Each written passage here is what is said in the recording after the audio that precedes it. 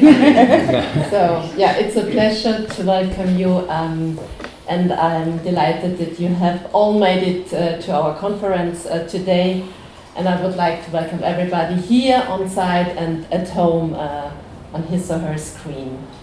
So, absence, Abwesenheit, is our annual theme for 2024.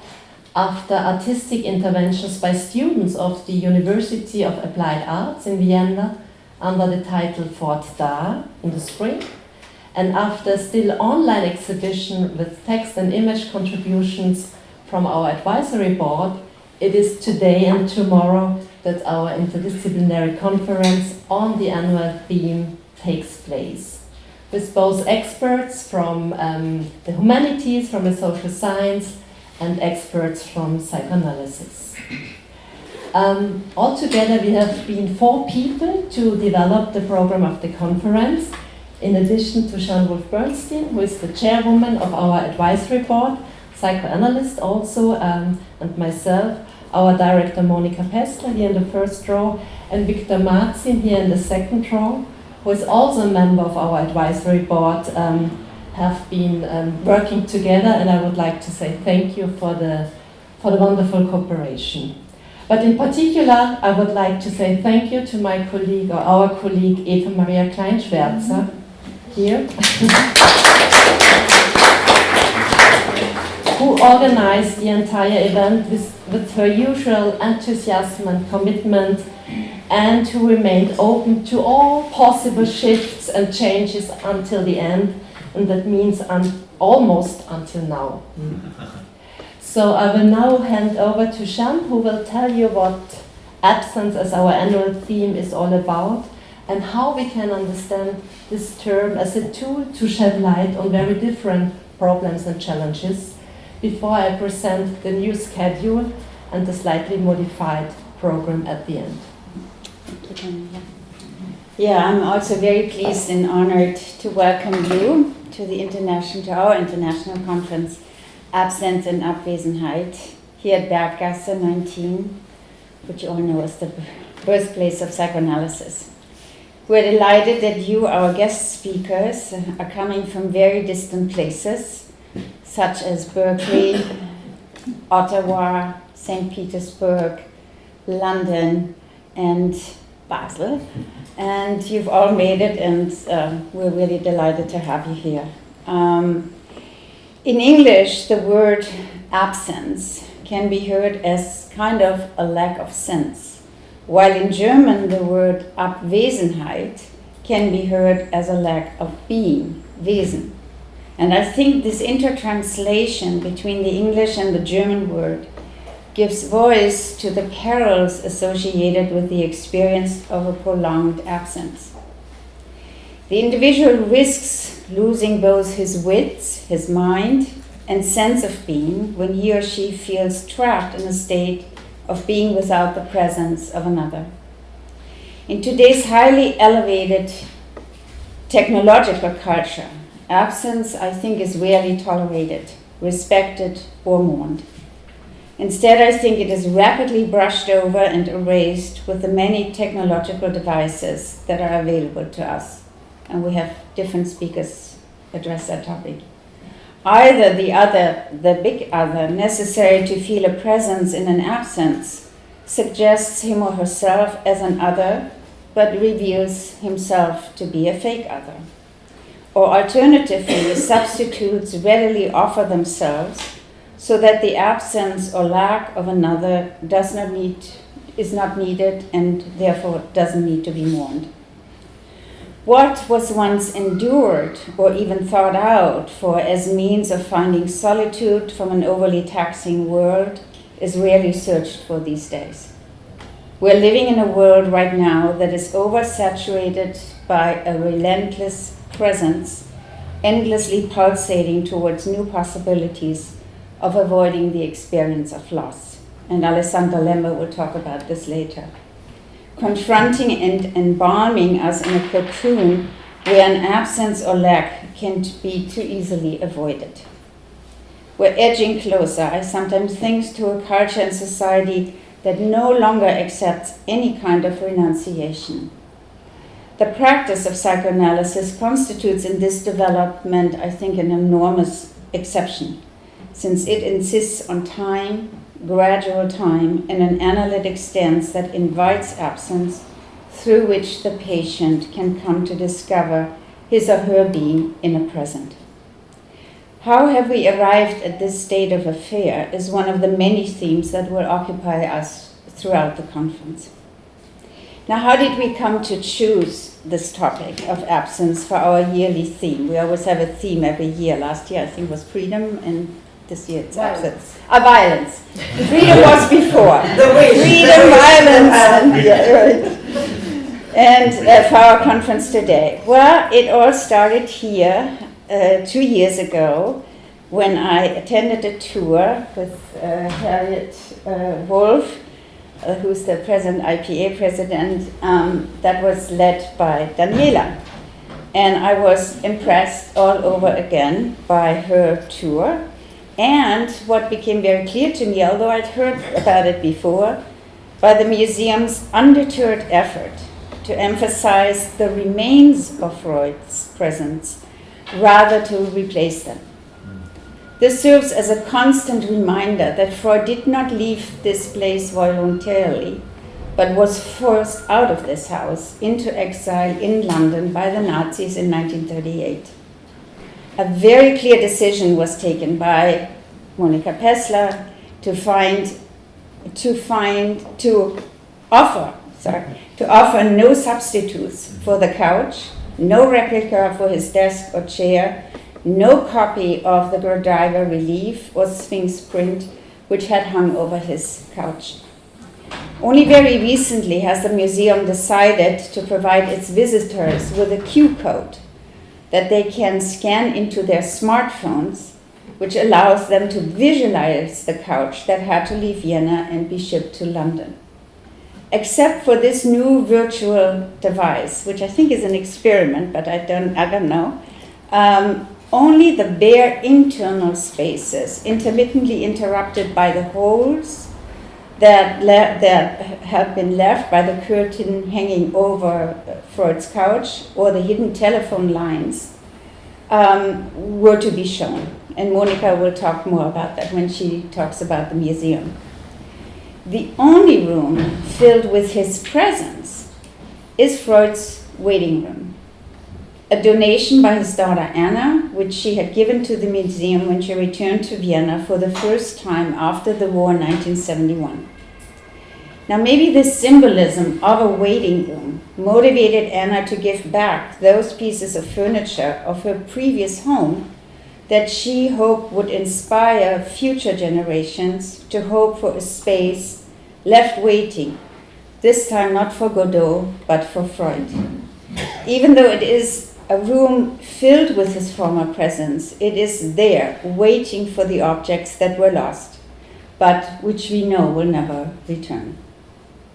I think a conference like this one today fulfills maybe Anna Freud's unspoken and, for me, obviously imagined mission. Absence, as I indicated before, moves between a loss of sense and a loss of being. But absence is also a necessity, as we know from Freud's Vordargehen, Lacan's theory of the symbolic, le mot et le mort de la chose, and Bion's theory about thinking. To form a thought, there needs to be an absence. There's no symbolic thinking without the tolerance of an absence and the acceptance of a loss. Winnicott's statement that we need to accept, I quote him here, the paradox that the capacity to be alone is based on the experience of being alone in the presence of someone, and that without a sufficiency of this experience, the capacity to be alone cannot develop.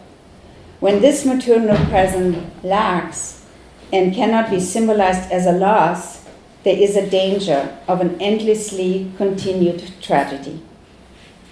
And so it is with the Shoah, where, in the words of Sam Gerson, a colleague both of Rachel and mine from California, there's not so much the remembrance of a lost object, but the remembrance of an absence that has been passed on from generation to generation. but the falling into a hole, into a dark nothingness, and the necessity of creating something where there had been nothing, a hole, an empty core in the middle of the psyche. Rather than transmitting the loss of an object, it is an absence that is now being passed on from generation to generation.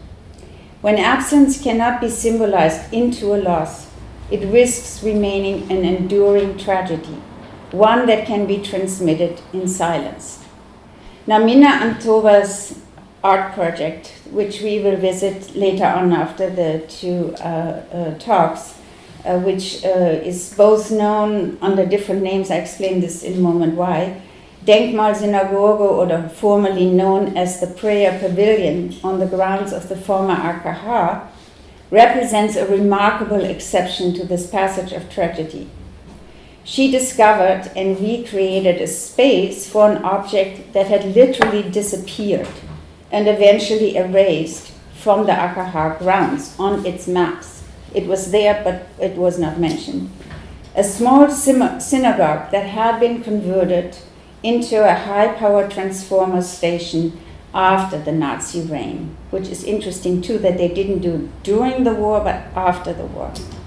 She will lead us this afternoon to this Denkmal, which Denkmal in German means think, go and think, you know. We don't have so well expressed in English. And unravel for us the entire complex story lying behind this rediscovered building, where the name of the building itself, until today, creates certain disturbances, because she's been working a long time now to rename the prayer pavilion into a synagogue. But she will tell you this more in detail.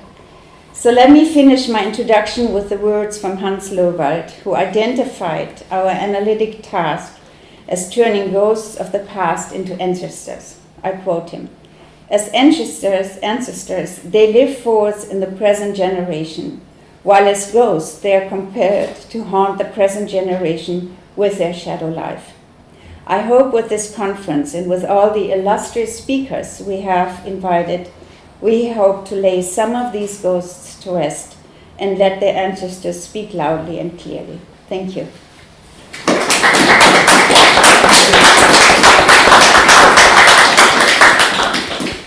So, for the schedule, as a matter of fact, we always try to link form and content here at Bergersen 19, especially for our exhibitions.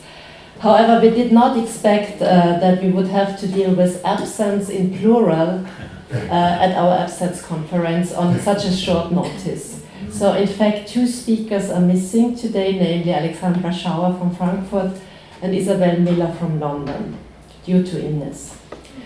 The sociologist Alexander Schauer, who is interested in research in the connections between psychoanalysis, social theory, and social philosophy, would have opened the conference, and she would have used the concept of absence to show that, in the face of multiple crises, to show that and how we have lost an idea of the future and lost the idea of the ability to shape social connections and relations. If Hannah Arendt used the term word in her political theory to describe a place of common speech and action, then we have lost this world. Just think of the bon mot of the American literary theorist and philosopher Frederick Jameson, who only died 2.5 weeks ago. That people today would rather imagine the catastrophic end of the world than a different form of a society or of the capitalist system. Isabel Miller is also unable to attend. She's a philosopher and psychoanalytic theorist from London, and she has published her book, The Psychoanalysis of Artificial Intelligence, in 2021, with a special focus on enjoyment. Can it enjoy? Her book also is a book of Alexandra Schauer, and books of all our speakers are here on the right shelf of books if you're interested to have a closer look.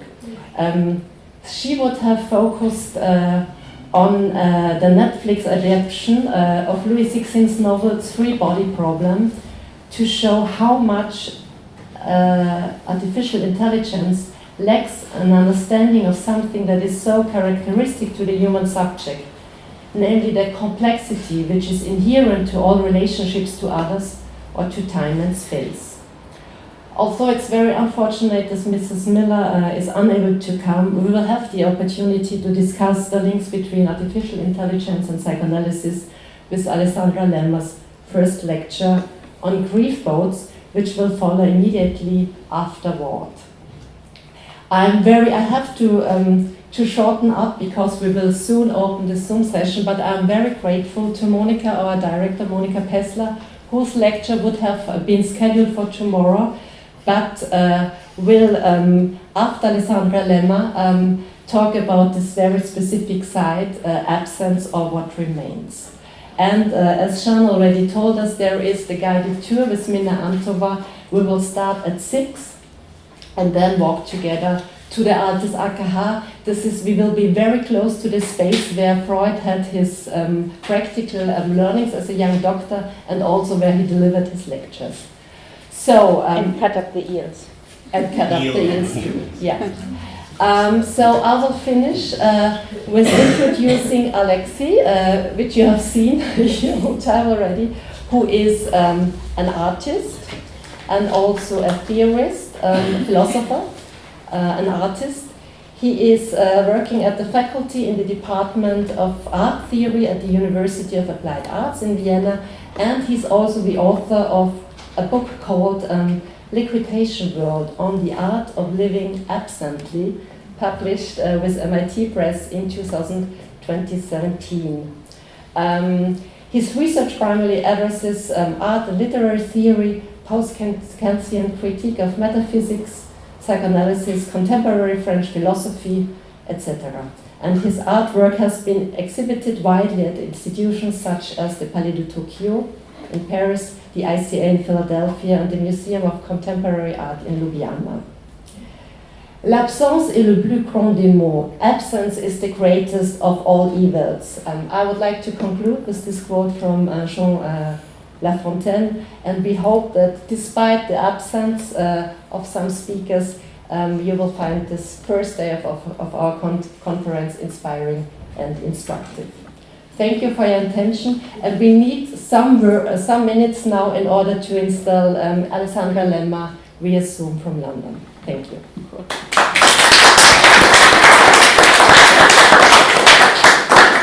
It's a pleasure for me to introduce Alessandra Lemma. She's a fellow of the British Psychoanalytic Society and a chartered clinical and counseling psychologist, as well as a visiting professor in the psychoanalysis unit at University College London and a consultant at the Anna Freud Center, as well as a visiting professor at the Winnicott Center in Rome, which perhaps she's giving the paper from there at the moment. She's a recent recipient of the Sigourney Award in 2022, and I'm skipping over her sort of what could be a very vast introduction, but it's also worth noting that she's the former general editor of the New Library of Psychoanalysis book series, and is the current chair of the International Journal of Psychoanalysis Management Board. Her recent, she's published many pieces, but her latest books are First Principles, Applied Ethics for Psychoanalytic Practice. It was published at OUP, Oregon University Press, perhaps, I'm not sure, in 2023, and Dynamic Interpersonal Therapy, A Clinician's Guide. So please, and maybe her forthcoming book should also be noted, expected in 2025, is Introduction to the Practice of Psychoanalytic Therapy, and it will be the 3rd edition. So please welcome me in welcoming Alessandra Lemma. Thanks. This is a most surreal experience on the subject of absence. I'm absent because I can't be there with you in person, but also I'm staring at a completely blank screen. So I'm having to draw on my good internal objects to help me through to actually feel present with you. So I'm going to launch straight into the paper. And if you can't hear me at any point, just speak up because I won't be able to see you, so that you can let me know if there's a problem technically. So we live in a world where technology is created to solve problems and to eliminate the things that make us uncomfortable. Freud was very clear that our relationship with technology required scrutiny because it was a symptom of our discontent. Technology, as we know, evolves and changes, but some fundamental features of being human don't. We are conflicted beings, riddled with anxieties, fears, desires, passions, with which we must somehow reconcile ourselves. And then we die. Technology is one of the tools at our disposal for managing being human and our universal desire to circumvent pain.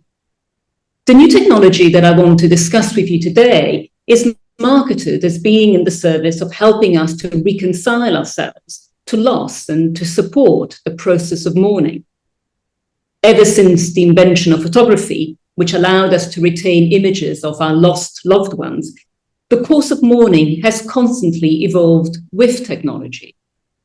The use of AI to manage grief appears to be the next step, ushering in a new era in which connections can continue even after death through griefbots, also known as bereavement bots or digital doubles. Griefbots are AI-powered chatbots created to simulate a conversation with someone who has died. Natural language machine processing algorithms track the use of language, mind, in conversations, emails, videos, social media posts, and other kinds of digital footprints. And they detect patterns that are then fed into the griefbot, allowing it to give responses to questions that the user may put to it. This is intended to mimic the personality, quirks of expression, and speech patterns of the person who has died, to allow conversation with them beyond death. Unlike deepfakes, griefbots are dynamic digital entities that continuously learn and adapt based on the input that they receive. Now, my focus today on some problematic, as I see them at least, aspects of AI technology is not intended to suggest that these developments are bad for us in any absolute sense. Nevertheless, griefbots raise important psychological and ethical questions about whether machine-tethered mourning is helpful to the individual and to society, or whether it is even accurate to refer to it as mourning, since its function may well turn out to be an evasion of mourning. That said, approaching the griefbot suspiciously merely because it is new and even creepy will not advance our thinking or safeguard the users of these technologies. When examining any new technology, we should beware nostalgic longings, as Rosie Braidotti puts it. And instead, we should be curious about how technological advances invite us to consider new forms of subjectivity. Now, imagine that the griefbot technology is likely to be unfamiliar to some of you, perhaps even many of you. So I will introduce it by way of the best publicly accessible illustration of a griefbot in one of the early episodes of Charlie Brooker's dystopian fables, Black Mirror, which was screened on Netflix in 2013, and this episode was called Be Right Back.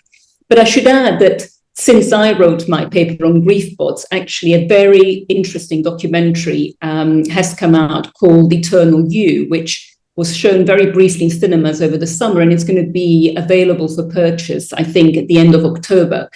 And I would really recommend watching this documentary, because actually in it, you will hear current users of griefbots talk about their experience in a way that is, I think, very, very important. And in this documentary, Professor Turkle, who has done so much work on our relationship with technology and uses a psychoanalytic perspective to help us think about this, is interviewed as part of this documentary. So I really heartily recommend it to you.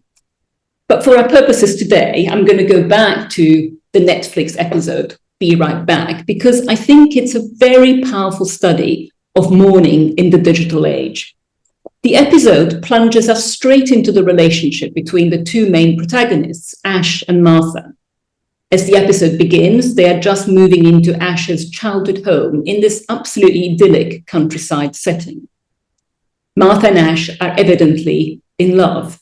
They love each other's quirks and idiosyncrasies and affectionately tease each other about them.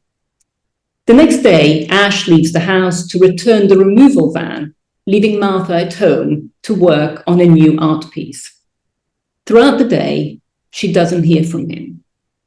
As the evening sets in, we see her sitting at her kitchen table, bathed in the advancing glimmer of the blue flashing lights of the police car approaching her house. Ash won't be right back, at least not in sentient human form. Ash is dead, and Martha is alone and absolutely grief-stricken. At the funeral, with good intentions, one of Martha's friends, who has also recently lost her partner and found solace in technology, encourages Martha to sign up for a service that uses videos, photos, and emails that Ash posted online to create an Ashbot. This facsimile of Ash will make communication possible. Martha can ask questions, advise, share experiences, and get a response. At first, Martha angrily rejects the suggestion, referring to it as obscene and sick, preferring instead to actually look up books about grief. And indeed, when she's back home, she switches on her computer to look for books online and checks her emails, only to discover that her friend has signed her up to the system after all, and a message from Ash awaits Martha. She clicks on it. Yes, it's me, the message reads. She starts to exchange emails with Ashbot. And we can see that Martha takes solace in the fact that Ashbot expresses itself like Ash and says the kinds of things that only Ash would have said. When Martha later discovers that she is pregnant with Ash's child, she types to the picture of Ash in her email. She shares the news of the pregnancy, to which Ashbot replies that he wishes he could be there. Ashbot then makes an in-joke reference to him being the late Abraham Lincoln, which makes Martha laugh. And this personal reference directly connects her to Ash's sense of humor and makes Ashbot feel very real to her. Now that Martha has experienced conversing with Ashbot, she needs more. She tells Ashbot she wishes she could speak to him, really speak. She gives Ashbot more to work with, more videos, new phrases, inside jokes, thereby customizing Ashbot further. Eventually, her phone rings and they begin to speak. Martha begins to spend most of her days with Ash in her ear by Bluetooth. As she goes for walks, she tells Ashbot about memories they cherished and shares with it new experiences. As the Ashbot improves, if you like, and becomes more Ash-like, Martha seems happy and retreats into this secret intimacy. She now ignores calls from her sister. And the outside world is replaced by a compelling private space that only Martha and Ashbot share. One day, after Martha undergoes her first ultrasound, she's really eager to share with Ashbot the heartbeat that she has recorded on her phone. In the excitement, she drops and breaks the phone. She panics in the hospital waiting room. Losing the connection is catastrophic. It's as if Martha has lost Ash all over again. After getting a new phone, she frantically rushes home. Once it's charged, she gets back in touch with Ashbot. Martha tells Ashbot that it is fragile, but Ashbot reassures her that he is safely stored in the cloud, and she therefore doesn't have to worry about losing him. When Be Right Back was first screened, the Ashbot, to an extent, seemed fantastical. 10 years on, Griefbots are poised to reshape the way we remember those who have died. When we revisit videos, photos, emails, or letters of our lost loved ones, we typically encounter passive representations of a past relationship that don't offer any signs of responsiveness.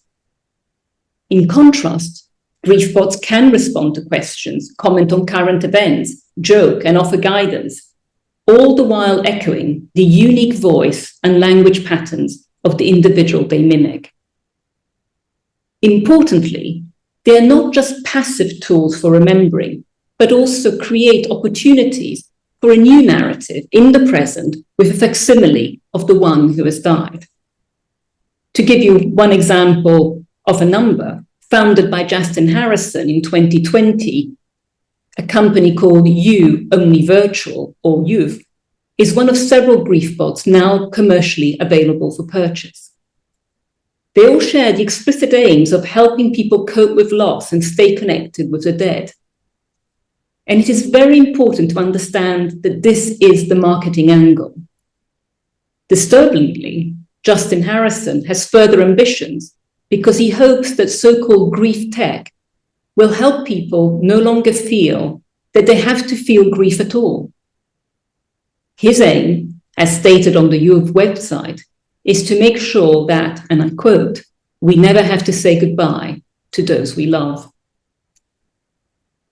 So what's Freud got to do with all of this? Well, in Mourning and Melancholia, as we know, Freud approached the question of mourning from the standpoint of how we recover from loss. He contrasts the work of Mourning and Melancholia, suggesting that despite their shared origin in an experience of loss, these states diverge in how loss is managed. Whereas mourning is a normal affect that concludes thanks to a kind of promiscuity of libidinal aim, to borrow Judith Butler's very apt phrase. That is, when all libidinal cathexes are withdrawn from the lost object and reinvested in another love object. Melancholia, by contrast, signals a recalcitrant attachment to the lost object through incorporating the other. This is a process that is unmistakably narcissistic and that Freud relegates to the pathological. The fate of the object in the mind emerges as the discriminating factor between these two states. Melancholia corresponds with the process of incorporation.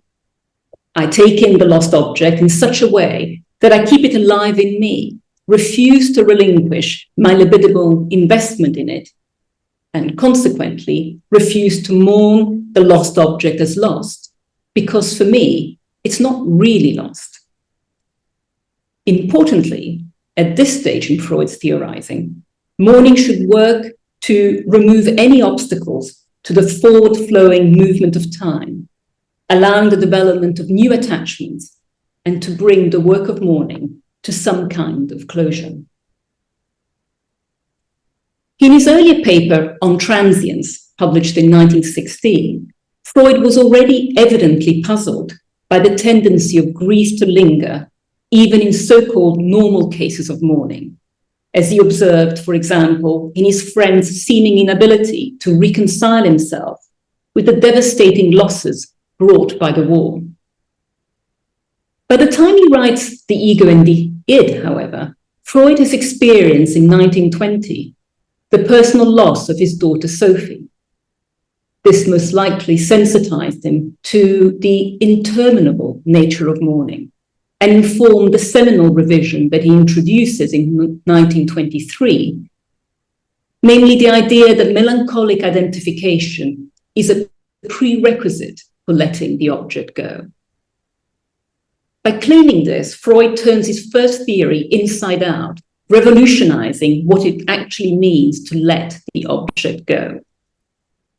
Now, moving on is replaced by incorporation of the attachment of the lost object as an identification, where the latter becomes a means of preserving the object in the internal world, thereby averting the loss as a complete loss.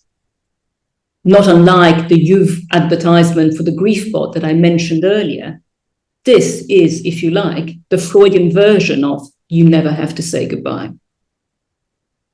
working through loss now depends on taking the lost other into the structure of one's own identity, whereby the lost object becomes a constituent part of the development of the ego. Melanie Klein's substantial and moving contributions to our understanding of mourning draw on Freud's 1923 elaboration of his ideas.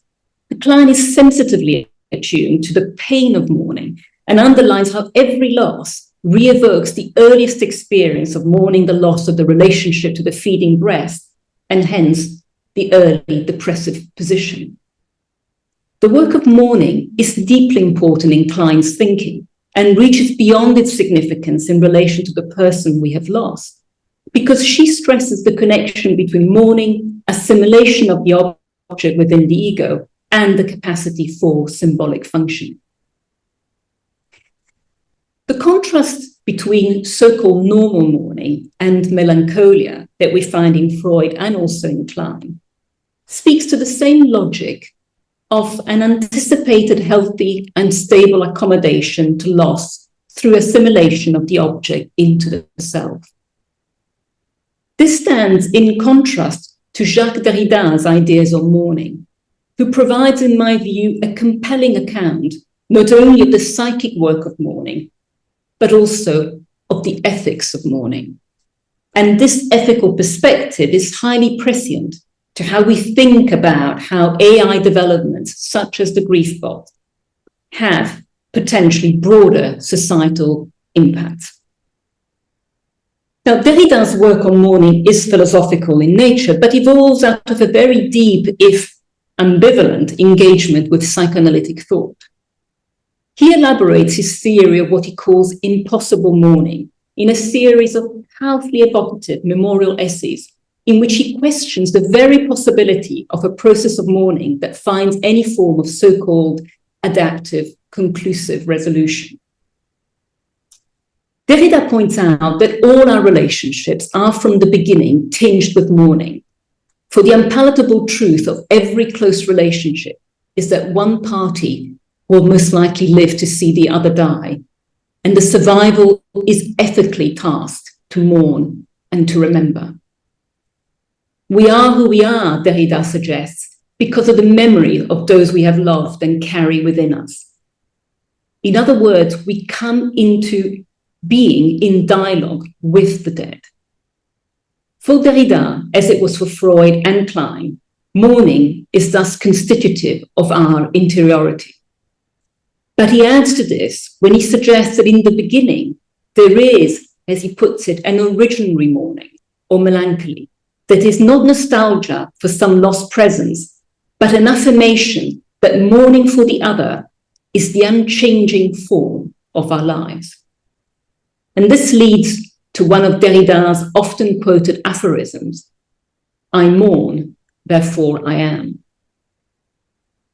Because mourning can never be completed, Derrida argues that it can never be distinguished from melancholy and the contradictions that define it, namely the need to manage the challenge of holding on to the other within so as to not abandon them to indifference, whilst not appropriating them, which would result in a denial of their otherness. Throughout his writing, Derrida intimates that the degree of interiorization of the other inside us must be proportionate to the degree to which his alterity is respected. Playing with one of Lyotard's phrases about the fear of the worse than death, Derrida suggests that what is worse than death is precisely the possibility of successfully accomplishing the task of mourning, that is, the possibility of forgetting the dead once and for all. Any suggestion that we can ever reach a point at which it must be successfully accomplished would be unethical and, as he calls it, an act of infidelity. In his approach to mourning, Derrida thus retains the later Freudian notion of mourning as constitutive of the self, but crucially, he brings a different emphasis, namely that mourning also constitutes the relation with the other. Freud's initial theory of mourning as a state to be worked through, allowing for the eventual reinvestment of libido in a new object, profoundly shaped social attitudes to mourning. Notwithstanding Freud's later revisions, the view that mourning comprises distinct phases and is something we should eventually move on from continues to grip public and professional consciousness. From this vantage point, the digital immortalization of the dead through assembling their digital remains can only be viewed suspiciously because it potentially works against the grain of loosening the ties that bind us to the dead. In Be Right Back, we observe how Martha uses Ashbot to maintain a kind of anachronistic temporal limbo where she has access to Ashbot at a click of a button. Here, we might say the pleasure principle reigns and is only brutally disrupted in its unbounded course when Martha accidentally drops the phone in the hospital and loses her connection with Ashbot. It's only then that the reality and pain of loss grip her, and it's utterly shattering. The griefbot creates the potential conditions for retreating into this kind of atemporal psychic space that potentially entraps the mourner in an omnipotent narcissistic state. It makes the user potentially hostage to the illusion of permanence, denying the deceased other their singularity as the one who has gone and who has never been and will never be within their control, dead or alive. In this respect, the griefbot may inhibit or pervert the course of mourning, whether we conceptualize the latter as an episodic process or as a lifelong challenge. As the British psychoanalyst John Steiner observes, to invest in the future following a loss, and I now quote Steiner, it is necessary for the object to be accepted as irretrievably dead, and it is this verdict of reality that is so commonly resisted. End of quote. Now, to the risk of how griefbots may be used to avoid mourning, we might add the potential also for dependence on the griefbot, even addiction to it, where time and hence loss are again suspended in the service of narcissistic gain. The escalation in the versions of Ashbot that Martha needs, first email, then the phone, and actually in the program you see her buying a kind of physical facsimile robot version of Ashbot. What I think all this escalation powerfully illustrates is one of the risks, at least for vulnerable people who may turn to griefbots. The escalation in a fantasy relationship that nevertheless feels real, occupies time, encourages emotional investment, and isolates the person from the real world around them. As such, griefbots have the potential to blur the line between living in an alternate reality, where time is suspended, and living in the present moment. And, of course, persuasive design will ensure that users are enticed to stay connected in the very peculiar temporal limbo of this virtual relating, and potentially also be sold other unwanted products. But this atemporal attachment to Ashbot that's illustrated in Be Right Back is not, in my view, the core problem of the griefbot. Nowadays, and in keeping with Freud's later formulations of mourning, we have a much more nuanced appreciation that it's not only inevitable, but also desirable to maintain psychological connections to those we have lost. Because our lost loved ones are a part of us, the passage of time loses authority, and a new out-of-linear time relationship takes priority in the mind. This is quite different to suspending time or denying its forward momentum for defensive purposes. In conversation with the dead, what kind of remembering does this actually encourage? All projects of memorialization deserve scrutiny. Are they an attempt to deny the passage of time and mummify memory?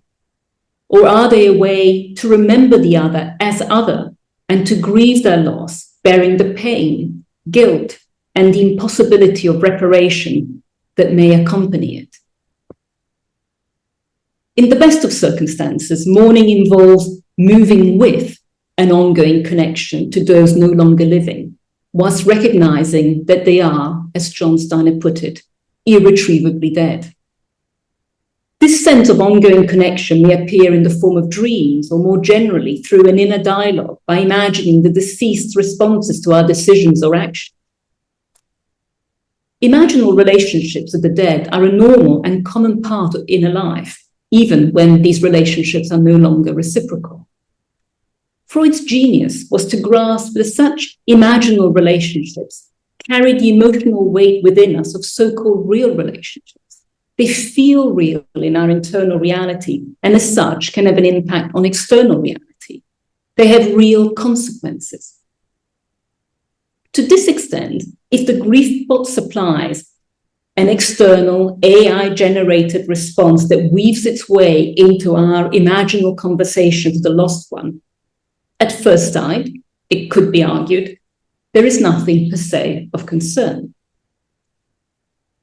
However, if we return to Derrida, endless mourning refers not only to a psychological internal process, but also to a core responsibility to the other. Shattering any conceptualization of mourning as a bounded temporal state, Derrida maintains that the other cannot, and indeed must not, be ousted from within us, nor can they be totally internalized and digested. They can only be mourned endlessly. And it is this emphasis that teases out the ethical imperative of mourning, and that I suggest is at the risk of being undermined by the Griefbot. The Griefbot is perhaps the ultimate form of infidelity with a plagiarized version of the original object. The algorithmic replica of the dead entails a denial of otherness, a denial that occurs at the very moment when the other is digitally represented and memorialized. The filling of the gap of the absence that death leaves in its wake is how we efface the other and defend against the pain of loss. The Griefbot's sole purpose is to cater to the user's needs. Martha misses Ash fully, completely, unrelentingly. And to begin with, Ash's digital return makes life seem so much easier because Ashbot fills the absence that Ash left behind. Indeed, one of the most striking aspects of Be Right Back is that it exposes that this is all in the service of Martha's needs. Ash, the one who has actually died, is in a sense irrelevant. The question of the general appropriation and safekeeping of the other as other is central in all mourning. Hence, we always need to question whether so-called normal mourning preserves the object as other inside me. By depathologizing mourning, psychoanalysis exposes how it offers the opportunity for a continuing engagement with the legacy of the dead who remain within us and yet beyond us. This is why there is cause to be concerned about the wider societal impact of a development like the Griefbot. The ethical risk of the Griefbot is that it encourages a view of others as instrumental goods, whose value is measured against the returns we get from the relationship, instead of their intrinsic value as a person, as an end in itself. Freud was spot on when he wrote of the love which we do not want to relinquish for the lost object, identifying an all too human, obstinate clinging onto what gives us pleasure. But it is Derrida who frames more clearly how mourning should be primarily about our ongoing love for the object, rather than an occasion to focus on our painful loss of love from the object. If staying connected with the otherness of the deceased is the ethical imperative, then the by far graver problem with the Griefbot is that it works against the recognition of otherness, as it becomes an instrumental tool to assuage the pain of loss or deny its reality altogether. So to bring this now to some conclusion, Describing his experience of grief after the death of his father, the British journalist Matthew Paris poignantly writes in a manner resonant with Derrida's emphasis on the ethically necessary and interminable nature of mourning. And I'm going to quote him at length because it's such a powerful description of mourning. So he says, quite simply, Dad has left a space that will never be filled. Therefore, he is, paradoxically, still here because the space is still here and I can feel it all the time. The gap Dad left is not a vacuum, a void, a soft area of no pressure to be filled. The gap is hard-edged, chiseled by him into my life, measured by his worth, and ineradicable. With this realization has come another, that the sorrow is not itself the cause for sorrow. Regret is not the cause for regret. We ought to be sorry. We ought to regret. Death is not a wound to be healed or a scar to fade. Once someone has been in the world, they have always been in the world. And once they have gone, their absence will be in the world forever, part of the world. In Dad's case, part of mine. This is a good thing. How foolish then is all this talk of getting over death? How empty, how wrong-headed the exhortations we make to those who love us, that they should try not to miss us when they're gone. Why not? You do miss someone you love, don't you, when they're gone?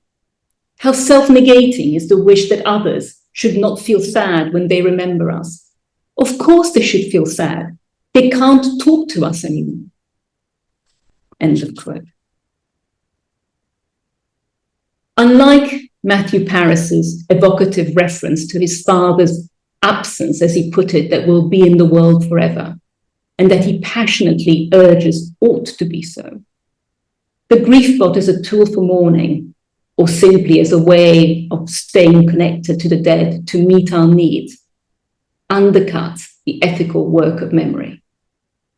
We pretend to keep talking to the dead instead of feeling the sadness that comes from facing the reality, as Matthew Paris puts it, that they can't talk to us anymore. The ethical work of memory requires bearing the pain of loss. Now, I'm aware that I've exhausted my time. I have a little bit more to read, but I'm happy to stop there and we can come back to some of the things I was going to say about, are there ever any potential good uses of Griefbots? But please guide me as to whether you want me to finish or stop there. Perhaps this is actually probably a good time to stop, to give ample time for questions, because I think it's also, we have to be very strict about the time because you need to leave, is my understanding. So maybe, I mean, I think that's, unless you have a very short conclusion that you think is important, I think actually that sort of nicely sort of is a nice cut, let's say, to the paper. Let's leave it there. Okay, great. Well, let's thank Alessandra for a really rich paper.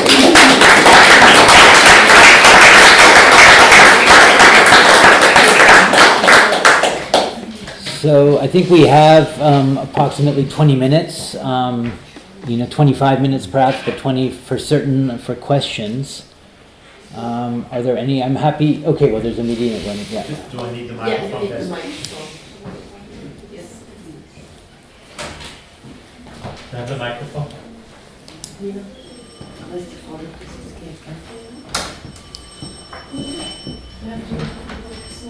What's that? We have to look if it works now. Oh, we have to look if it works now. Seems to be working. Okay. Alessandra, can you hear the microphone? This is on mute. Okay. Oh, sorry. Can you hear me, Dr. Lemma? I can hear you. I can't see you, but I can hear you. Okay, thank you for that really remarkable talk, Dr. Lemma. This is Leonard Schwartz, and I have a thought, as you were speaking, I thought of the German artist Ida Hatry, who has a book, Icons in Ash, where she's developed a method for taking the cremated remains of the deceased and fashioning a portrait of that person out of the very molecules, out of the very ashes of the deceased. And people actually commission her now to do these kinds of, to do this work for their loved ones who just passed away. And so I started thinking about that technique and its relationship to absence and presence, and the distinctions you were making between melancholia and so on. But I also noted that the main character in Be Right Back is named Ash. Mm-hmm. So there are these two characters. There's icons in Ash, the actual Ash, and then this character. And I wondered if you thought that play on words or that joke was included in this sort of very clever version of the Griefbot, where it's a piece of ash from the start. Mm. And that's older technology of fire and cremation might be part of the narrative that's being unspooled there, and really the impossibility of making contact with the ghost of the deceased, even as you're looking at it, or in this case, with your example, hearing it, if it's a voice, an algorithmic voice. So that's my question. Can you reflect on the place of ash in the narrative? Well, certainly the use of ash as a way of sort of capturing what the program is about came to my mind. I don't know whether it was in the mind of Charlie Brooker's, but certainly I'd be very surprised if it wasn't, given that he's a very astute thinker and very deep thinker, I think, as is evident in the work that he's produced on AI. So I don't know, but certainly I agree with you that it seems very apt. What I was thinking about, I couldn't catch everything that you said. I'm sorry that some of it was a bit sort of faded in the voice that I can hear, was the question of permission that you mentioned in relation to the work of the artist you made reference to. Because I think this is a very important question, in addition to all the other ethical concerns that I've raised, is the question of whether the deceased have actually given permission for this or not. And even if they give permission, and sometimes they may themselves want to do this without consulting family members about sort of them remaining accessible post their death, this raises all sorts of questions about whether we want that intrusion also from those who have gone. So it's a very complicated area. Whichever angle you look at it, it raises all sorts of kind of psychological as well as ethical questions. Thank you. Thank you.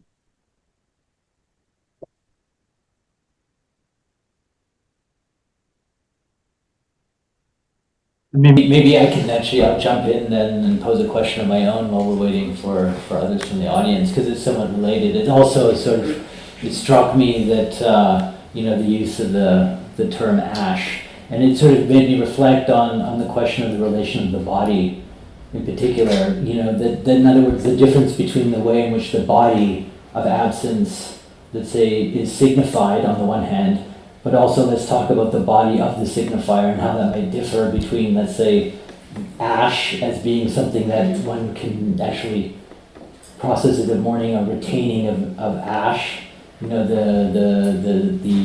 presentation of ash as the presence of that absence, versus the way in which, let's say, technology would digitally encode the absent presence of the body. So that'd be one question about the function of the body in that, and it made me sort of that there's a related question that maybe had to do with the turn to Derrida in particular, and sort of I was struck by the way in which, I guess this is the genuine question about whether Derrida allows us the means to criticize how you were deploying it, the invasion of mourning, or if in fact the way in which Derrida sort of mobilizes the undecidability between the signifiers of mourning and melancholia, whether that cannot actually be capitalized precisely by griefbots to endlessly reproduce the need to mourn, endlessly reproduce melancholia, and therefore endlessly reproduce the need to purchase or pay for your subscription to the griefbot. So whether in fact, the Derridian model actually would be an analysis of actually how the technology itself evades what its intention is, in fact producing melancholia rather than mourning, even though it's of course, being sold, let's say, as something that can facilitate mourning. And that might have to do with maybe the function of the body and how it might differ between, let's say, language and the language of digitality, or if there's a difference there. Yeah. Okay, there's a lot of questions in your comment, so I'm not going to be able to do justice to all of them, but just a few thoughts that I was associating to one of the things that certainly Derrida also talks about was his concern about the impact of representation that are very speedy, very, very fast, and how the mind can't quite keep up with that level of speed. And this, I think, speaks to the importance of the work of representation. And so if we go back to also Melanie Klein's ideas about why mourning was so important, is because it's actually the foundations of the capacity for symbolic thinking. And so there's a way in which any kind of technology that bypasses the confrontation of the mind with absence, with delay, with waiting, undercuts the development of a very important psychic process. And I think this is very much in keeping with one of Derrida's concerns about television as he was writing at the time. And of course, he wrote about ghosts, I think perhaps sort of anticipating the development of the griefbot in a way. I think the other thought I had in terms of melancholia is that, of course, there is a sense in which Derrida is saying that we should remain forever in a kind of melancholic sort of state, as it were, except that, of course, he is very, very clear about, as I said earlier, the degree to which the taking in of the other inside us, which is inevitable and necessary, has to be based on our capacity to respect the otherness of the other, their alterity. And I think that, I suppose for me at least, the griefbot undercuts that potentially. Now, one of the things that I was going to go on to is that, of course, I've given a very particular take on the griefbot based on highlighting the concerns, but we should ask ourselves whether we could ever envisage positive therapeutic uses of griefbots too. And I do think that particularly for clinicians, this is a very important question to reflect on. I'd be very interested if there are clinicians with us today, what they think, if they've got any thoughts about the potential use of griefbots as part of an analytic process. Okay, thank you. There's another question from the audience. Okay, thank you so much for your magnificent talk. And I agree totally with you, especially in what you said about Derrida. In my talk tomorrow morning, I will comment on Derrida as well. I have a question concerning now the difference between the grief box and other forms of remembering the dead, say photographs or written papers or letters which you can read through and try to have the dead vivid in a way. So what is in taking the Derrida approach as a starting point, what is the specific difference between other common forms of remembering and the box, the grief box? Because I think Derrida's critique is a critique of memory, every form of memory, because memory always doesn't do justice to the one that I remember. So it would apply to every form. And so my question is about the specificity of the grief box in your approach. Thank you. Could we give it? What? Yes. Okay. Okay. Fine. Sorry. No. Are we going to another question, or I wasn't sure? Do you want me to answer straight? Yeah, I think maybe it's best if you just respond directly. Yeah.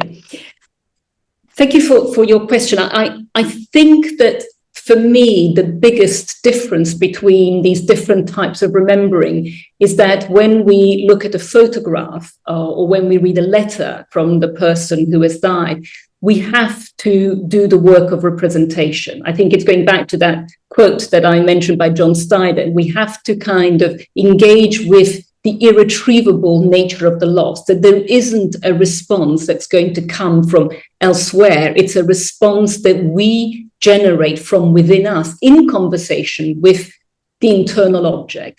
And it is that work of representation that is undercut by the griefbot. And that's, for me, the biggest difference. Thanks.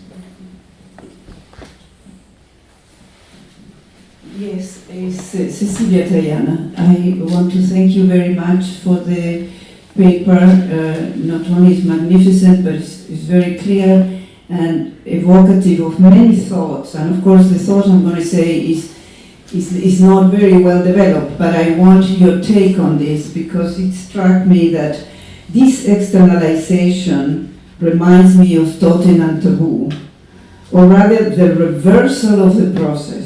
Because in Totem and Taboo, Freud tells us that the external cultural practices are internalized as the psychological process of mourning. So we shouldn't forget that mourning is a psychological process.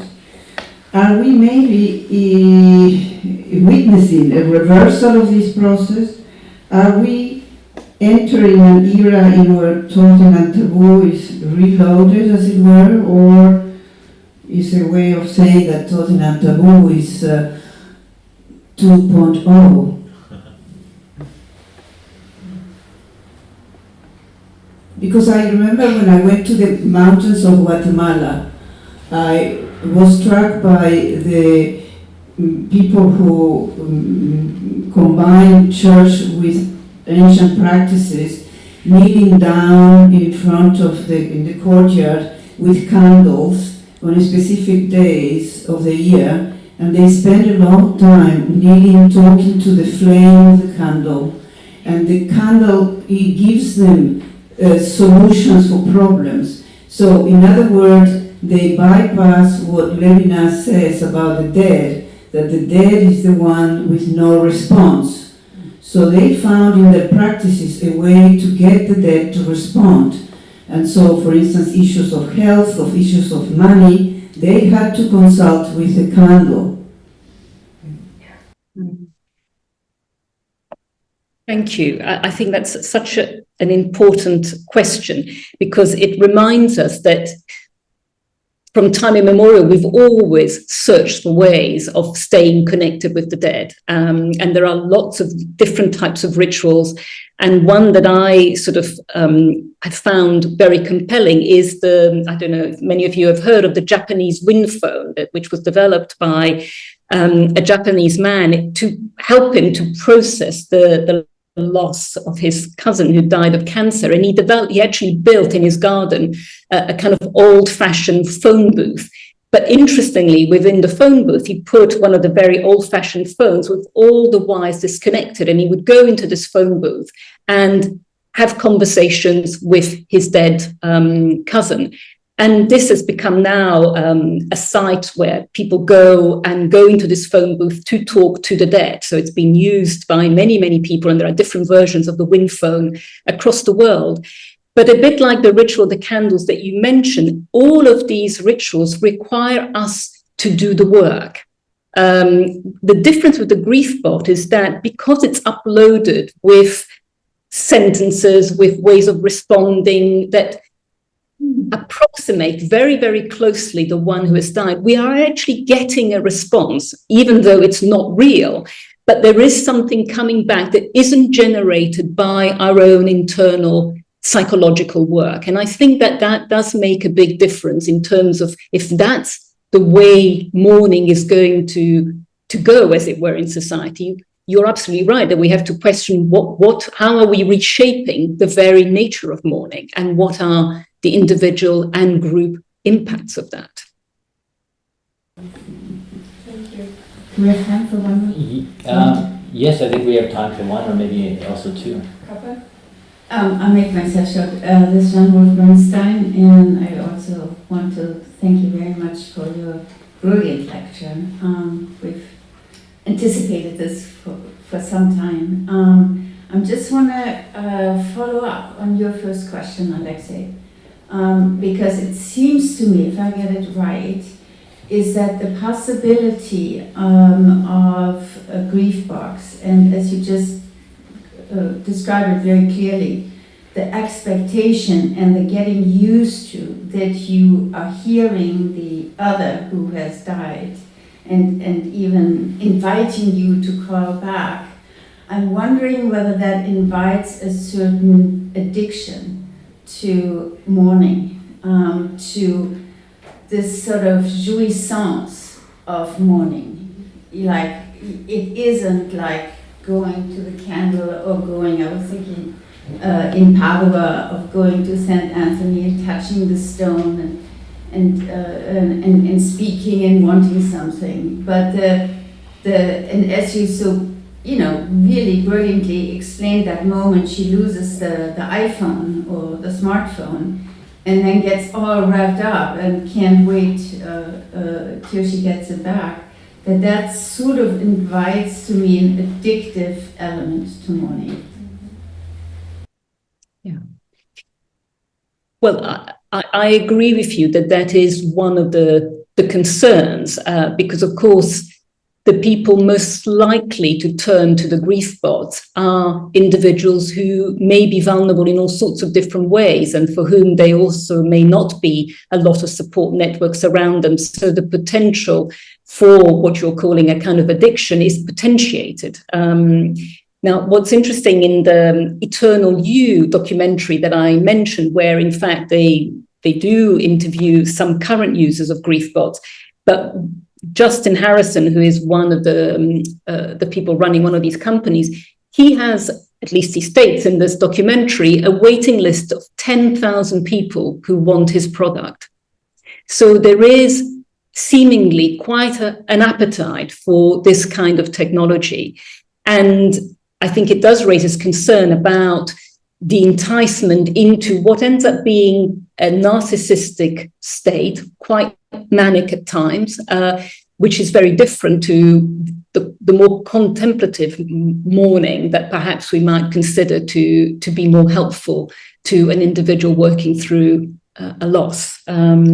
So I think the potential for addiction is certainly one of the big risks, yes.